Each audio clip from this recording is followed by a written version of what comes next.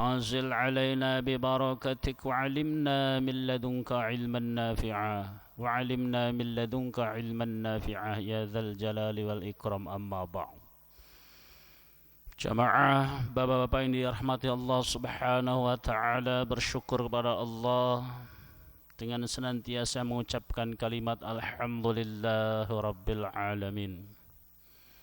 Segala puji bagi Allah Subhanahu wa taala yang telah memberikan kita banyak kenikmatan. Betapa amat sangat banyak nikmat yang Allah berikan kepada kita, nyaris kita lupa. Sesuatu yang banyak biasanya diabaikan. Ada kaidahnya begitu. Sesuatu yang banyak abai. Bapak kalau duitnya banyak sembarangan tuh naronya. Banyak. Bahkan lupa naro duit. Pernah Bapak lupa naro duit? Ada 10 juta, 5 juta, 3 juta. Karena banyak lupa. Ada orang lupa naruh duit sampai 50 juta. Orang Kompas itu pengusaha batu bara, rumahnya di Kompas. Saking banyaknya tanah, lupa dia tanahnya. Orang butuh duit, tanah dibayarin. Karena saking banyaknya, sampai lupa. Begitupun nikmat, karena nikmat sangat banyak, nyaris kita lupa. Duit kalau sedikit, ingat terus naronya. Orang sedikit, mas satu tempat itu ingat. Tapi kalau banyak tempat, lupa. Jamaah rahmat Allah Subhanahu wa taala, ketika kita mendapat nikmat, maka ucapkan alhamdulillahi rabbil alamin. Ketika menjumpai sesuatu yang tidak kita sukai, maka alhamdulillah ala kulli hal. Maka orang tua kita itu bahasanya enggak punya duit, alhamdulillah. Punya duit, alhamdulillah. Punya duit, alhamdulillah, bisa buat bayar. Enggak punya duit, alhamdulillah, entar punya lagi. Sebab kaidahnya habis punya nanti enggak punya, habis enggak punya, punya lagi, punya enggak terus. Hidup tuh begitu. Kayak laut, surut, terus pasang, surut, pasang. Ketika surut, alhamdulillah, nanti juga pasang. Nah begitu. Cuma orang tua kita dulu lanjutannya nggak tahu. Padahal ada lanjutannya. Kalau banyak duit, alhamdulillahirabbil alamin. Kalau nggak punya duit, alhamdulillah ala kulli hal. Ala kulli hal. Badannya sehat, badannya sakit, alhamdulillah ala kulli hal. Orang tua alhamdulillah aja punya, sakit alhamdulillah, sehat alhamdulillah. Jabatannya naik alhamdulillah, jabatannya enggak naik alhamdulillah ala kulli hal. Jamaah rahmati Allah Subhanahu wa taala, bersyukur dengan ucapan alhamdulillah itu baru pariambul. Namanya sekapur sirih. Baru pembukaan, baru kembangnya kita bersyukur. Bapak kalau bertamu ke Nias, ke Medan, tamu kehormatan, pertama kali yang keluar itu bukan kopi, jangan kaget, bukan teh, tapi piring kecil, di situ ada sirih, ada kapur, ada apa lagi? Ada pinang, ada gambir, tuh, sirih, gambir, pinang, kapur. Itu penghormatan tertinggi bagi tamu. Awas itu Pak, kalau ke sana jangan kaget. Pertama kali kita datang, yang keluar bukan kopi, bukan es teh manis, yaitu piring kecil isinya sirih, gambir, pinang, kapur.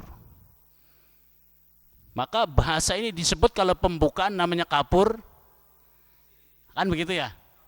Iya, sebagai kapur sirih, sebagai pembuka. Memang begitu. Jadi kita makan itu sebagai penghormatan. Merah semua. Saya pernah begitu, lu kok datang, udah makan aja, saya makan aja. Saya dibilang ini penghormatan tertinggi di daerah kami. Kalau datang tamu dari jauh, sebagai penghormatannya adalah tuh sirih. Nanti habis sirih itu baru keluar kopinya, kuenya, bahkan makan besar. Tapi pertama sih penghormatannya adalah sirih. Karena sirih adalah pembuka, pariambul. Ungkapan alhamdulillah itu pariambul, kapur sirih rasa syukur kepada Allah, baru pembuka.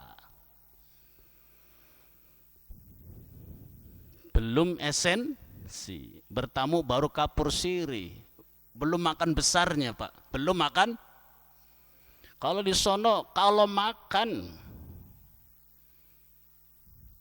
satu nampan besar, saya hitung piringnya ada 11, piring kecilnya 11, lauknya macam 11. Kalau sudah kapur sirih, ntar ngeteh apa, makan besarnya itu. Saya hitung 1, 2, 3. Satu orang satu nampan piringnya 11 macam lauk. Ditambah setiap 5 orang ada kepala kambing. Tapi bukaannya kapur itu 11 Pak. Kalau yang datang 100 orang, 100 kali piring 11 berapa itu? Ini luar biasa dengan kapur sirih pembukaannya. Itu esensinya. Udah acaranya kelar, makan para raja. Ntar buat rajanya beda lagi. Udah begitu ada tutupnya, dihias. Habis tuh Pak, harus, tapi sedikit-sedikit. Ada daging, ada ayam, macam-macam nih. 11 macam. Satu orang 11.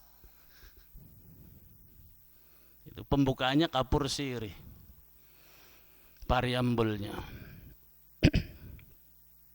Ungkapan alhamdulillah itu kapur sirihnya bersyukur, belum esensinya. Apa esensi syukur itu? Manahi tukum fajtanibu, melaksanakan perintah Allah dan meninggalkan larangan Allah. Itu esensi syukur. Kalau ungkapan alhamdulillah baru pembuka, sekapur sirih. Enggak cukup orang kalau sebagai tuan rumah disiapin kapur sirih doang, yang enggak Pak. Pasti dia ada makanan besar di dalam nanti ngeluarinnya. Tuh, ini baru kapur sirih. Tidak menghormati tamu namanya. Kalau habis kapur sirih nggak keluar apa-apa sampai pulang. Enggak. Karena esensinya nanti makan besar. Nggak cukup orang aja ungkapan alhamdulillah, bersyukur itu. Kalau cuma alhamdulillah, Pak Ahok juga bisa. Bisa nggak Pak Ahok ngomong alhamdulillah? Bisa. Alhamdulillah. Pak Ruhut bisa, gampang. Orang habis nyolong motor aja alhamdulillah bisa, alhamdulillah dapat 5. Orang lagi mabok, minum whisky, minum McDonald, alhamdulillah. Tuh, mabok masih ngomong esensi syukur itu bukan. Maka jangan salah Bapak. Itu baru pembuka. permukaan, pariambul, sekapur sirih rasa syukur, bukan esensi. Esensi syukur adalah melaksanakan perintah Allah dan meninggalkan yang dilarang oleh Allah Subhanahu wa ta'ala.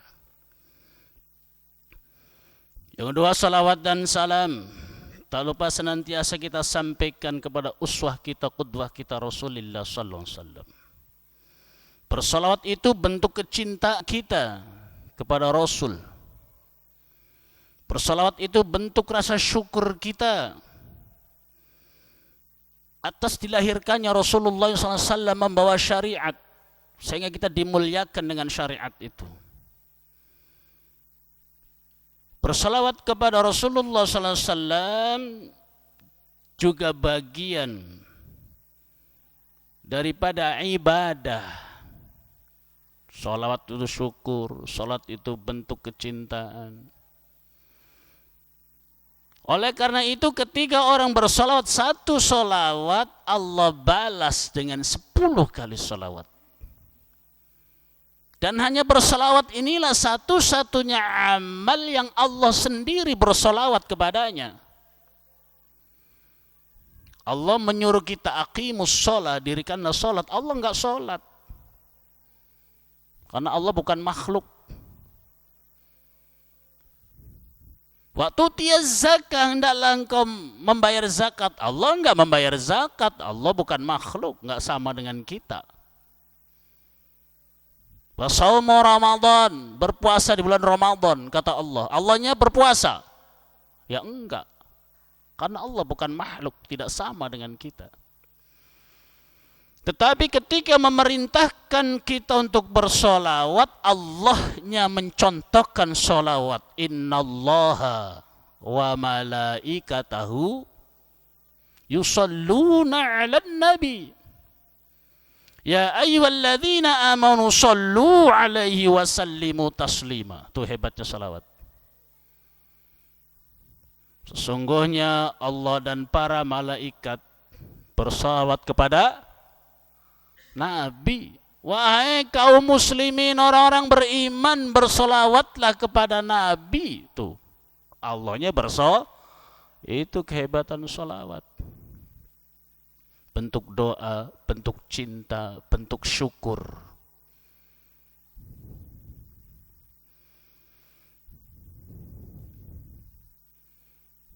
Bentuk cinta, maka para alim ulama banyak mengubah salawat. Ada salawat al-fatih. Allahumma salli ala sayyidina Muhammad al-fatih lima ughliqa wal khatimi lima sabaq wan nasil haq bil haq wal hadi ila siratikal mustaqim. Itu marbot kita kalau berdoa tuh. Ada salawat al-fatih. Pembuka. Bisa pembuka rizki, bisa pembuka kasih sayang. Silahkan dibaca, diamalkan. Ada salat munjiyat. Tunjina biha min jamil ahwali wal afat wa taqtilana biha min jami sayyiat wa tarfa'una ba'indaka 'alad darajat. Marbot kita, imam kita sering manja salawat Ada tibil qulub. Allah apa? Wa afiyah. Di mana itu, Pak? Ala sayyidina Muhammadin tibbil qulubi wadah wa afi. Bapak hafal enggak, Pak?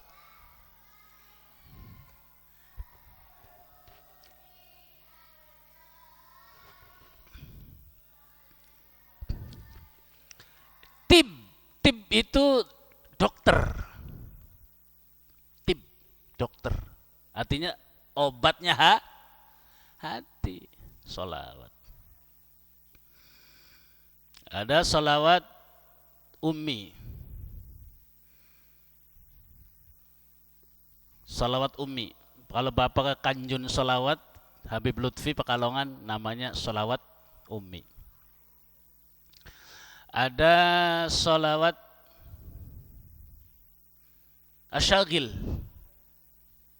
yang meremukkan. Allahumma shalli ala sayyidina. Ini asyagil. Terus deh. Ghilil zalimin wa akhrijna min bainihim salimin wa ala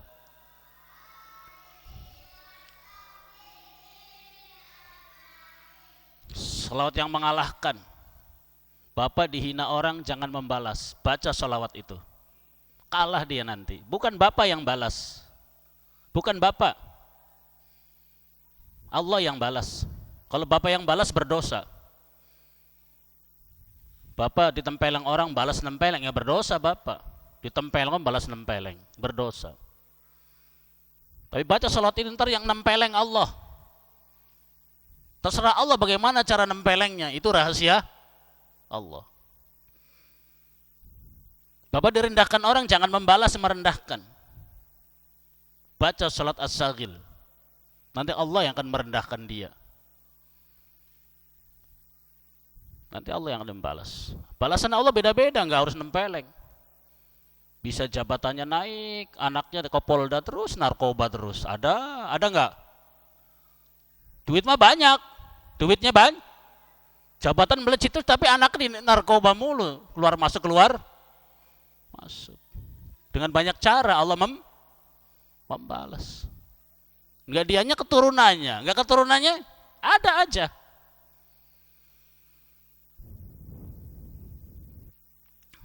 Itu semua bentuk kecintaan. Semua kita semua termasuk orang-orang yang gemar membaca sholawat. Dan sholawat boleh dinadakan, Quran aja boleh, masa sholawat enggak boleh?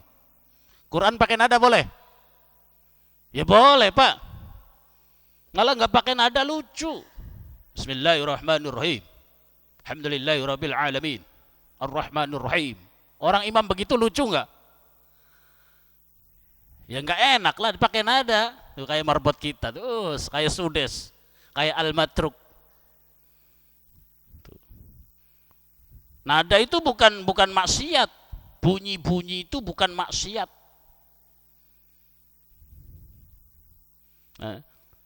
Ting ting ting ting, maksiat bukan?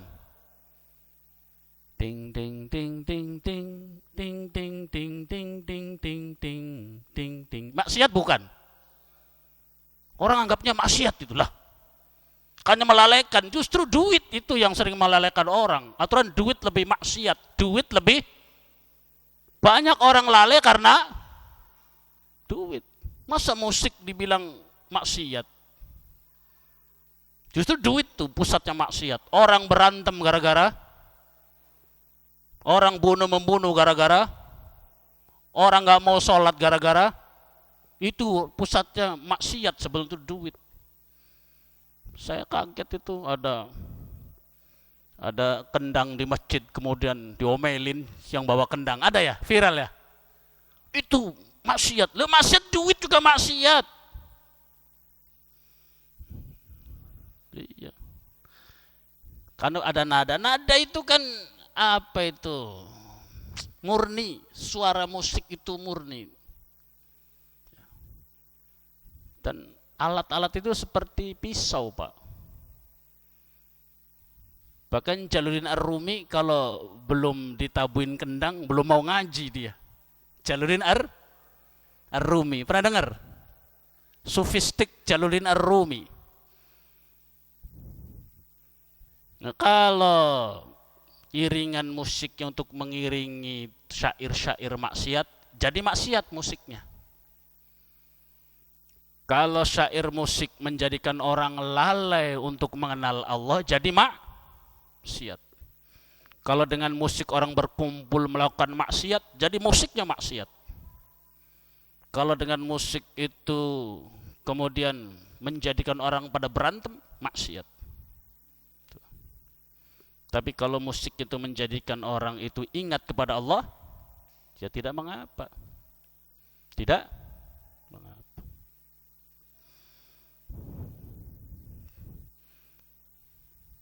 Contoh istri kita, anak kita, ya Allah, biasanya nakal, tahu-tahu nggak nakal. Kita pakai musik nih. Insaflawa.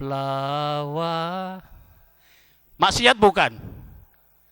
Teman kita nih biasa mabok, tahu-tahu sholat, ngaji, terus kita iringi dengan nada begitu. Maksiat bukan? Itu musik, ya bukan. Seperti pisau.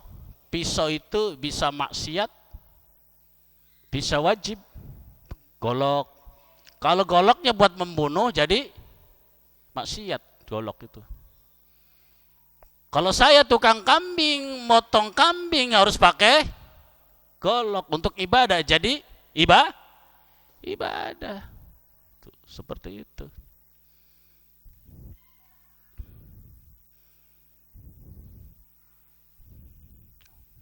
Pakai gitar, syairnya aku cium pipimu kasih, istrinya bukan apa bukan? Berdosa enggak itu iringan gitarnya? Ya berdosa, Pak. Masa nyium pipi orang, istrinya bukan, aku kecup bibirmu sayang. Loh, kok dikecup bibir orang? Jorok bener. Orang laki-laki itu jalan di belakang perempuan aja nggak boleh. Itu malah dikiringin musik lagi. Musiknya jadi maksiat. Cinta satu malam. Ku melayang, habis melacur diiringi musik, habis melacur diiringin itu musiknya maksiat. Tuh. Jadi musik itu murni, alat musik itu tergantung keadaan dibuat apa. Sama kayak kita punya motor, mau dibawa dugem, motor untuk dibawa ngaji. Tuh. Iya. Asalnya sesuatu benda ini mubah, tergantung penggunaannya nanti itu. Sama gendang juga. Kalau melalaikan kepada Allah itu yang bikin maksiat. Dong. Sholat kagak, apa kagak, auratnya diumbar. Perempuan di depan laki-laki yang nggak boleh. Sholawatan rebana aja kalau perempuan di depan laki-laki di atas panggung nggak boleh. Kalau enggak ya silakan. Saya paling rewel di sana itu, Pak. Saya suka musik, tapi kan ada caranya. Walaupun bismillah, tapi di depan Pak bapak-bapak di atas panggung jangan. Perempuan. Ya mau di sono aja, bapak-bapaknya di sini. Kan gitu. Di sini begitu enggak? Kalau ada perempuan di atas panggung, enggak? Jangan. Kalau dia duduk sono biar di sono aja, jangan di panggung utama, biar nyenengin perempuan dah. Band taboknya biar seneng, band.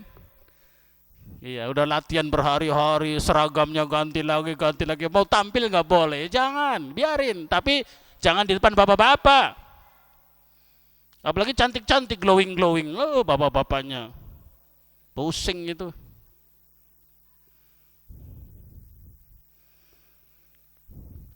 Jamar mata Allah Subhanahu wa ta'ala. Solawat boleh dipakai nada apa aja, silahkan bersolawat, karena nada itu bukan dosa. Quran aja boleh, apalagi solawat.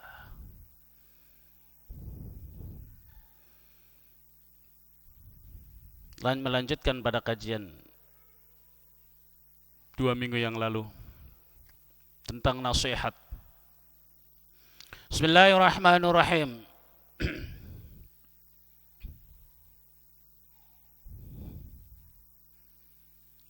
An Juraij Jarir, an Jarir bin Abdullah, dari Jarir bin Abdullah radhiyallahu anhu qala, semoga Allah meridhai pada Jarir.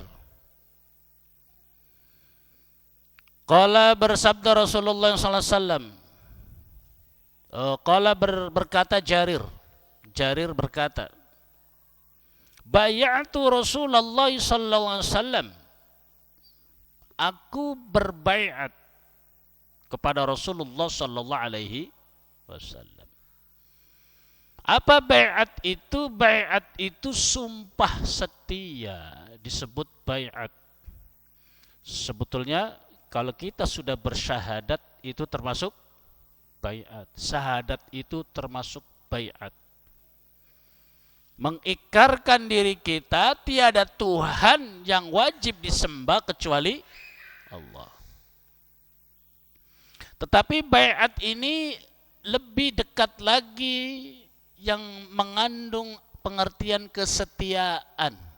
Kesetiaan. Orang nikah itu sebetulnya sudah berbaiat tuh. Istri kita, pakaian kita. Kita, pakaian istri, sudah berbaiat. Cuma terkadang ada janji setia lagi, namanya baiat. Padahal kalau aku nikahkan, aku terima nikahnya, itu sudah berbaiat, Pak. Coba kadang ada baiat lebih khusus, lebih khusus lagi, ada perjanjian. Orang berbaiat dengan Islam cukup dengan bersyahadat. Tidak harus ikrar lagi. Cuma ketika ada berbaiat dengan hal tertentu juga diperbolehkan masru, seperti Ibnu Jarir. Ketika berbaiat kepada Rasulullah sallallahu alaihi wasallam ala iqamis sholati, baiatnya itu untuk selalu mendirikan sholat. Sudah bersyahadat tapi berbaiat lagi. Aku sumpah setia berjanji untuk senantiasa menegakkan sholat.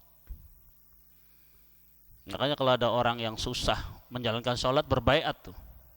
Aku berbaiat kepada Rasulullah sallallahu alaihi wasallam untuk selalu mendirikan sholat. Ketika Rasul wafat, yang mengganti Rasul itu bingung para sahabat. Rasul wafat hari Senin, dikebumikan hari Rabu. 3 hari, Pak. Senin, Selasa, itu baru dikebumikan. Kenapa mereka berselisih para sahabat? Yang orang Ansor, kamilah yang berhak menjadi pengganti Rasul dari kaum Ansor. Ansor itu kata orang pribumi, lah gua lah yang jadi lurah, lah gua orang sini. Lu pada pendatang, ngomong perumahan lu pada pendatang, lah gua orang sini yang jadi lurah. Kata pendatang, gua juga punya hak.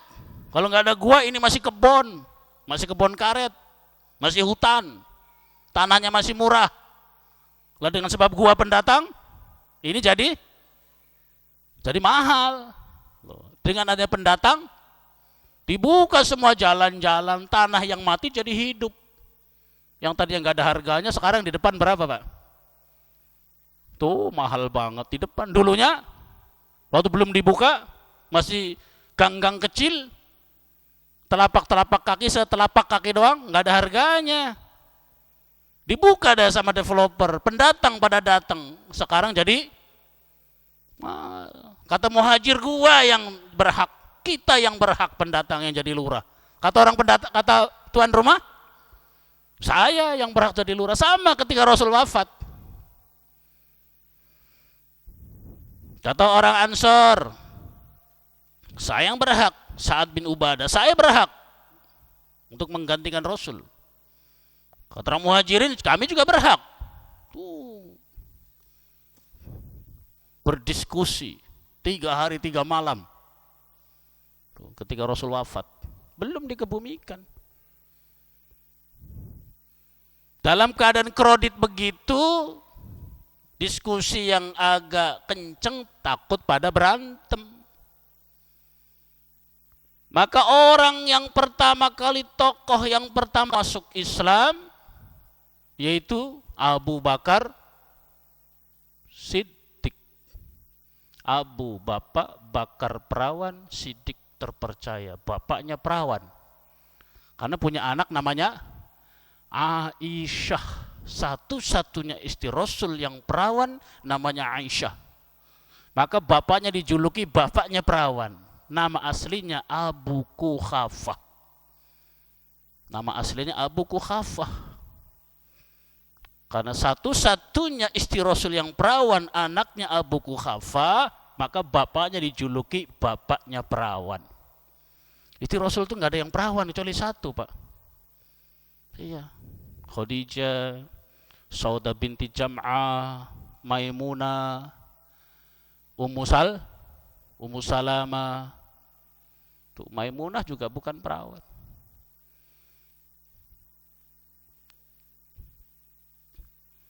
Maka orang yang pertama kali masuk Islam punya wibawa, langsung berdiri.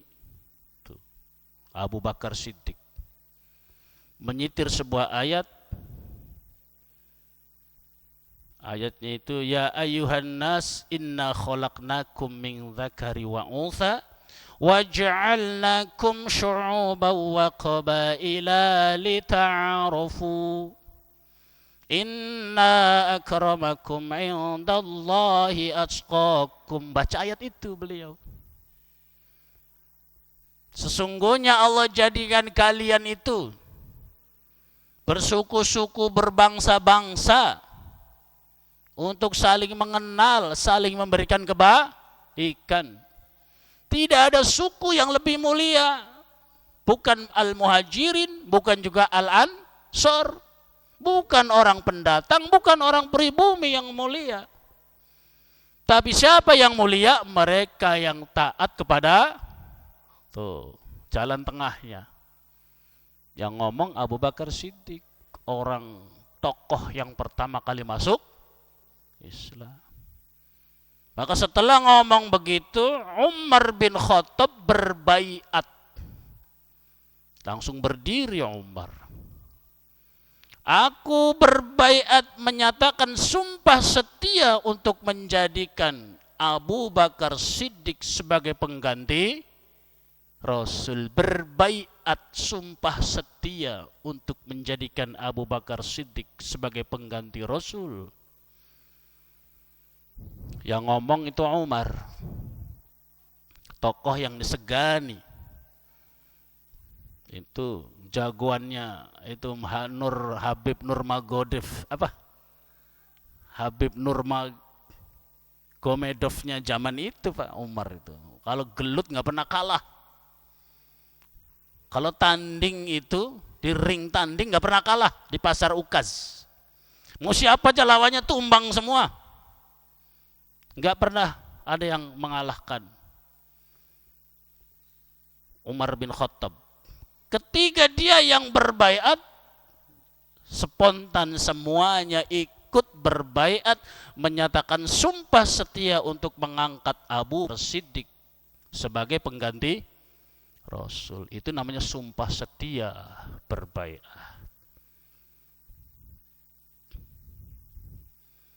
Kalau Umar yang sumpah setia, semua pada ngikut.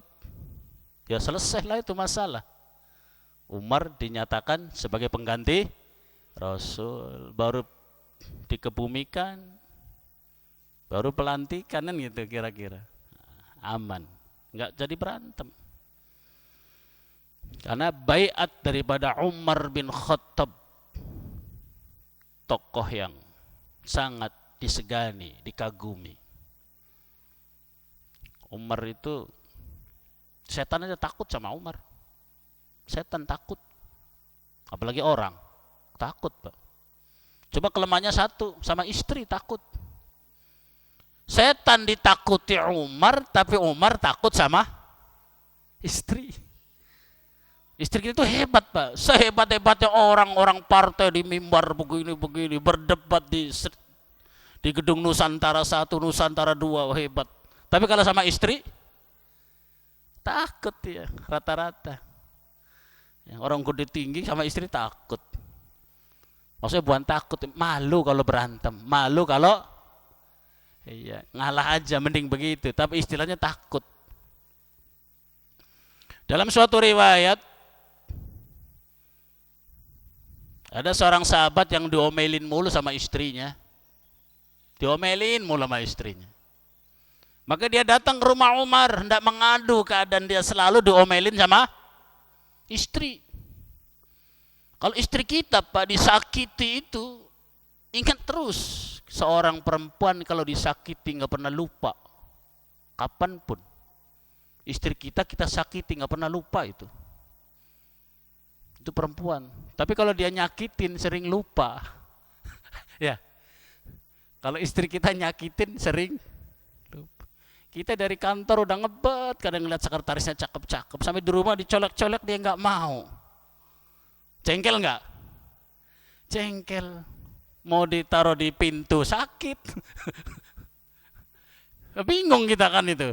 Penyelesaiannya istri diajak nggak mau, jengkel mulu bawaannya. Itu kan menyakiti. Paling sering itu perempuan nyakiti suaminya dengan begitu. Sering nggak Bapak?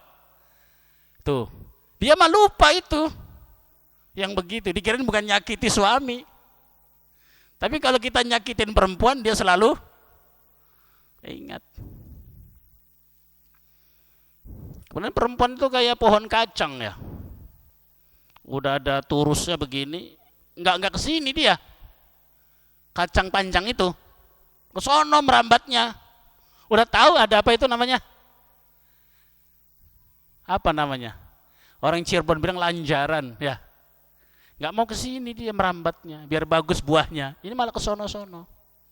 Maka kita harus digubetin ya. Biar tapi kalau kita ngubetinnya ini juga kasar, patah itu. Patah pucuknya kacang itu. Perempuan tuh begitu. Maunya ke sono. Udah tahu yang bener ke atas, kita benerin tuh. Ini kalau salah, patah ini.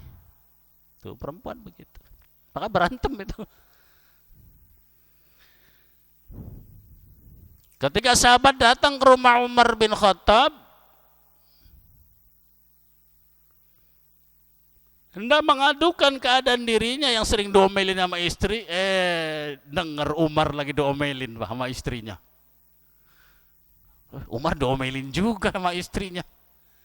Jadi dia bingung mau mengadukan tentang keadaan dia, diomelin istri, ngadu ke Umar. Umar juga diomelin. Balik pulang lagi ke rumah.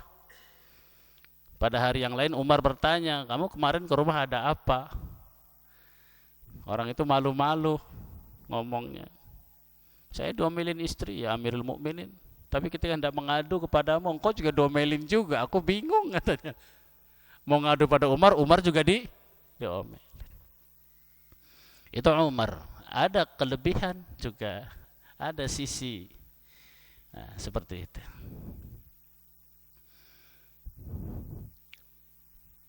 Aku berbaiat kepada Rasulullah sallallahu alaihi wasallam ala iqamis salati, untuk selalu mendirikan salat. Wa itaiz zakati, dan aku berbaiat bersumpah setia untuk selalu membayar zakat. Wa nushi li kulli muslimin, dan aku berbaiat sumpah setia untuk selalu memberikan nasihat kepada sesama kaum muslimin. Berbaiat tentang sholat, betapa pentingnya sholat itu di dalam Islam, sampai menunda waktu sholat termasuk maksiat. Menunda nih Pak, maksiat. Kita sering nunda, sering. Ada caranya. Islam itu mudah, agama itu mudah, jangan dipersulit. Karena dengan kesibukan kita,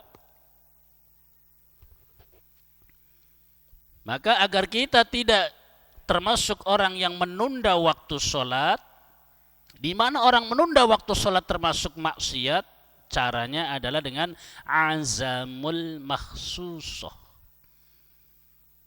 Azamul makhsusoh itu berniat secara khusus ketika hendak menunda waktu Sholat.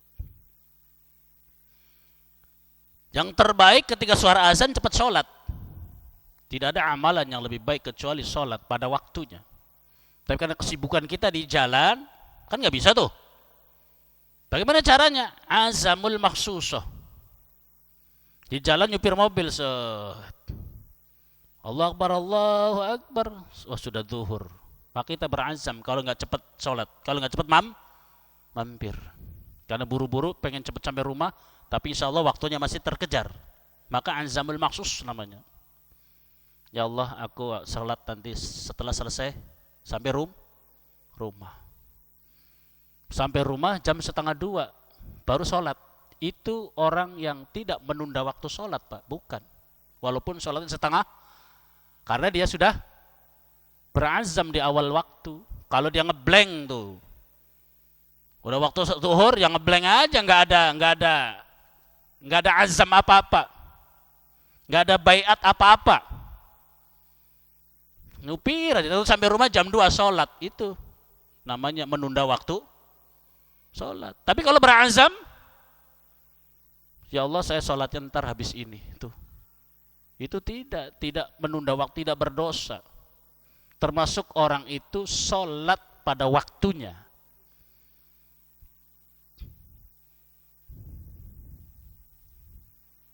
Atau sudah masuk waktu nih, waktu zuhur. Aku mau tidur dulu, ya Allah ngantuk. Boleh Pak. Pelajaran yang dulu kan sudah kita jelaskan. Udah waktu masuk zuhur ngantuk yang luar biasa, tidurlah. Tapi namanya azamul makhsus. Berjanji, ya Allah saya mau tidur sejenak, habis ini saya bangun sholat. Bangunnya jam 2 jam cukup ya. Sholat bukan termasuk menunda waktu sholat itu. Tetap sholat pada tepat waktu, karena dia berazam. Pulang dari kantor sudah zuhur. Istri pakai handuk doang. Pakai handuk. Hari Sabtu pulangnya jam 11, pulang sampai rumah istri pakai handuk doang, Pak. Coba gimana? Sampai udah zuhur istri pakai handuk, coba. Anak-anak pada nggak ada. Terus gimana? Dicolek dulu boleh? Ya colek dulu lah. Tapi udah masuk waktu, azamul makhsus. Akan lebih baik daripada sholat ingat bini, mending lagi nyolek istri ingat sholat dulu. Apa? Soklah. 1 ronde dulu atau 2 ronde silahkan. Habis itu mandi, sholat tuh. Tapi namanya azamul makhsus, jangan lupa. Tuh. Termasuk bapak kalau niat mengakhirkan sholat zuhur mau digabung dengan sholat asar, entar berhentinya di Tegal. Dari sini jam 11, udah, entar saya sholatnya zuhurnya gabung dengan asar di Tegal, boleh? Boleh. Syaratnya ketika masuk zuhur berazam tuh. Allah Akbar, sudah zuhur. Di dalam mobil tuh, aku berazam sholat zuhurku digabung dengan begitu caranya. Cukup dulu ya. Baik, semua bermanfaat. Ihdinas siratal mustaqim. Subhanaka wa hamdik, asyhadu an la ilaha illa anta astaghfiruka wa atubu ilaik. Assalamualaikum warahmatullahi wabarakatuh.